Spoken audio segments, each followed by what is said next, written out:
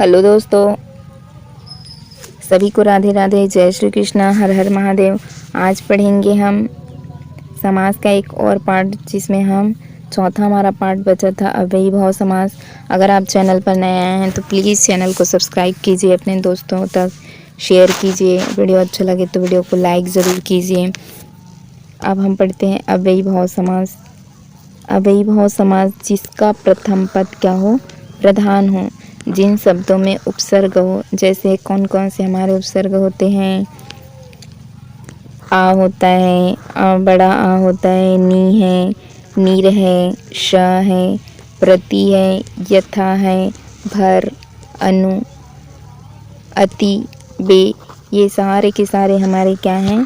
उपसर्ग हैं। तो अव्ययी भाव समास में क्या होता है कि पहला पद क्या होता है? उपसर्ग होता है, जिसका प्रथम पद क्या होता है? उपसर्ग होता है। जैसे यहाँ लिखा है क्या? असत्य, असत्य। तो हम कैसे लिखते हैं इसको? असत्य। ठीक, तो इसमें हमारा क्या है? उपसर्ग है, उपसर्ग लगा है, इधर क्या है? सत्य है। तो ये कौन सा समास होगा? अव्ययी भाव समास। इसी तरह देखें, अ से क्या लिख सकते हैं हम? अशुभ, अ से अशुभ। अब इसका विग्रह करेंगे तो देखें, अ हमारा क्या है? अ हमारा उपसर्ग है, अ हमारा क्या है? उपसर्ग। आज जन्म में देखिए, आ हमारा क्या है? एक उपसर्ग है। आजीवन में देखिए, आ हमारा एक क्या है? उपसर्ग है। ये हमारे किस में जाएंगे? अव्ययी भाव समास में। निडर, नी उपसर्ग है इसमें देखें। ठीक, फिर आया नी धड़क, नी हमारा इसमें क्या है? एक उपसर्ग है, नी एक उपसर्ग है। इसी तरह देखिए निर्जीव में, निर प्लस जीव, तो इसमें नीर हमारा क्या है? एक उपसर्ग है। निर्विरोध, नीर एक उपसर्ग है। निर्धन विरोध से बना है, तो नीर इसमें क्या है? नीर क्या है? एक उपसर्ग है। इसी तरह देखें निरोग में, निरोग, निरोग, तो नी क्या है? एक उपसर्ग है। सनाथ में क्या है? सा एक उपसर्ग है। प्रति से देखें, प्रति से प्रतिफल, प्रति एक क्या है? उपसर्ग है। इसी तरह देखें प्रतिशत में, प्रति क्या है? एक उपसर्ग है। तो जितने भी उपसर्ग हैं ये सभी के सभी किस में जाएंगे? अव्ययी भाव समास में। भर से बना है भर्षक, अनु से बना है अनुस्वर, और अति से बना है अत्यधिक, अति उपसर्ग से बना है अत्यधिक, बे उपसर्ग से बना है बेशर्म।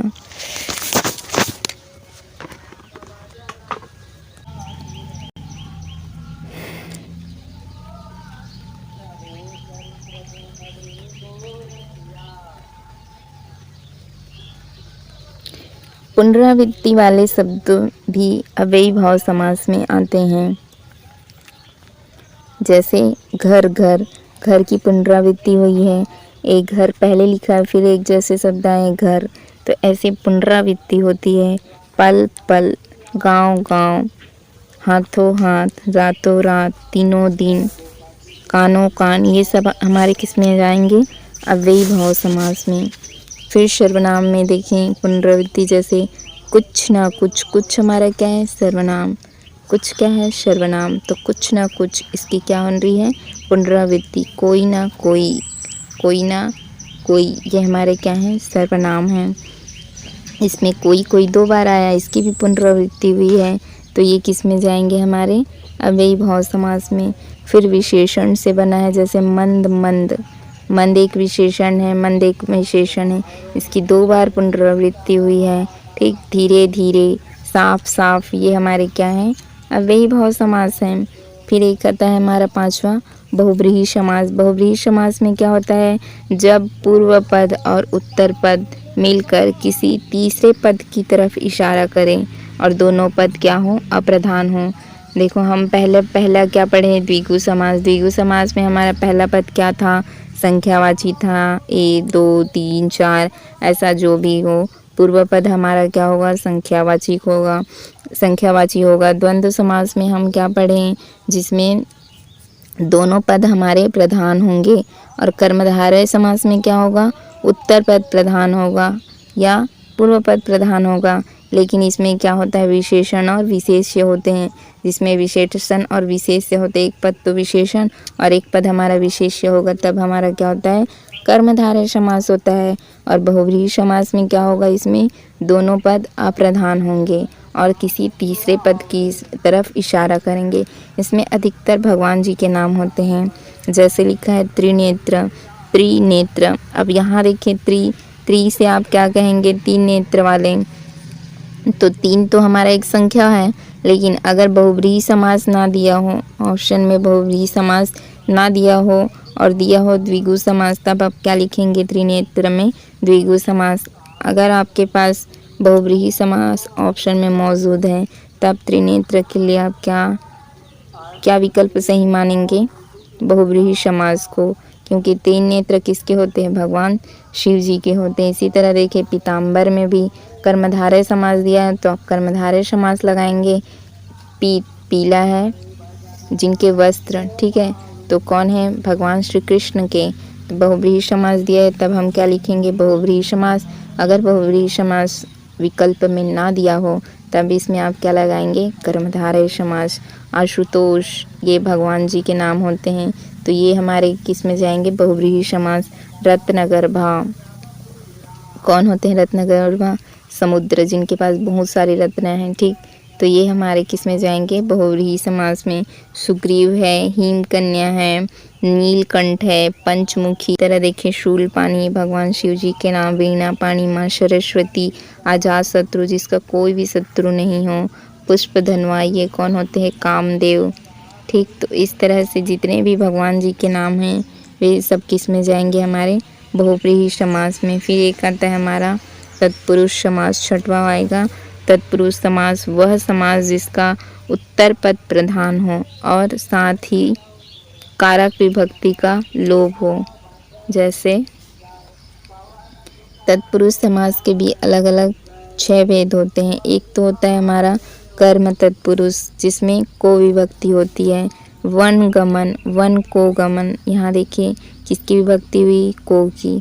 माखन चोर, माखन को चुराने वाला।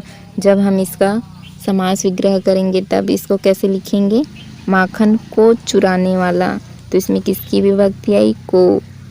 रथ चालक, रथ को चलाने वाला, जो रथ को चलाता है उसे हम क्या कहते हैं, रथ चालक, तो किसकी विभक्ति आई, को। तो कौन सा समास होगा इसमें, कर्म तत्पुरुष समास। फिर आता है हमारा दूसरा करण तत्पुरुष, इसमें किसकी विभक्ति होती है, के द्वारा।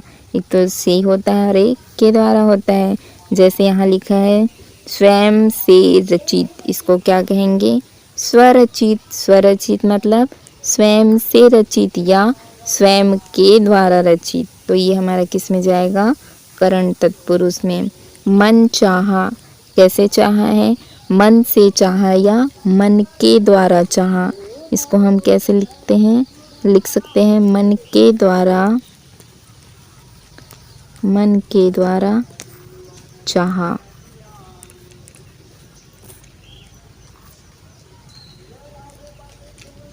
मन के द्वारा चाहा, तो इसमें किसकी विभक्ति आएगी, से या के द्वारा, तो मन से चाहा, मन चाहा। कौन सा तत्पुरुष, करण तत्पुरुष समास।